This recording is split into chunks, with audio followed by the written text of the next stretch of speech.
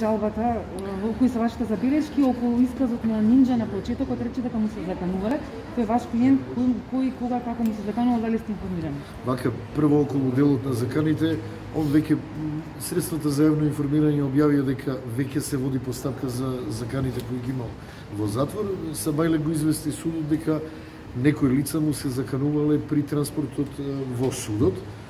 Судот тоа го забележи, дали ќе го испита и што ќе направи, веќе останало на судот и на обвинителството, така да околу тој дел навистина би се мешале. Неговата безбедност не е во наши раце, за него одговара државата, затоа што се наоѓа во притвор и тој притвор е определен од судот, па судот и треба да води сметка за лицата на кои им ограничил слободата. Го спомни се местото на Чавков, керката дека таму го спомна, но навистина не би можел да кажам, затоа што не сум бил присутен. Бевте во судница, слушнавте дека ги посочи нив како лица кои му се заканувале. Тоа е. По однос на жалбата, колегите кажа околу правните квалификации, ја би истакнал само една работа. Првостепениот суд не кажал и не навел што е уставниот поредок кој бил заврзен. Јас верувам дека првостепениот суд и не знае што е уставен поредок, инаку ваквата пресуда не би ја напишал затоа што се брука како правник.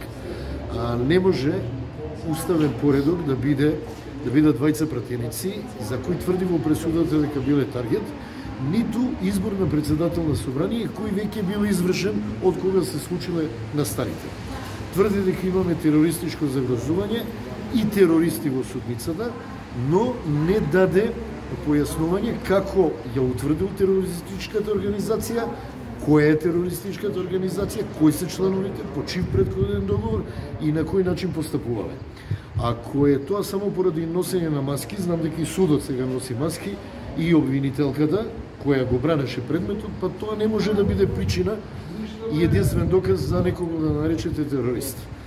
По однос на самата пресуда, ако тврдите дека Митко Чавков не издал наредба за специјални и дополнителни сили, па тврдите дека Митко Пешев не издал, па тврдите дека Душко Лазаров не издал, онда вие стварно не знаете кој требал да издаде и дали воопшто и на кој начин требал да издаде, а анализирате упатства, па не знаете ни да ги анализирате, во кој стои дека СВР Скопје е носител на командата за територија на град Скопје. И тоа се лицата Ивица Вучевски и другите кои се носители на таа команда, кои воопшто не се наоѓаат во судница. И го амнестирате министерот за внатрешни работи, јас уште тогаш кажал, кој апсолутно не презел ништо, а одговара за тоа министерство и за безбедност на Република Македонија. Тоа е.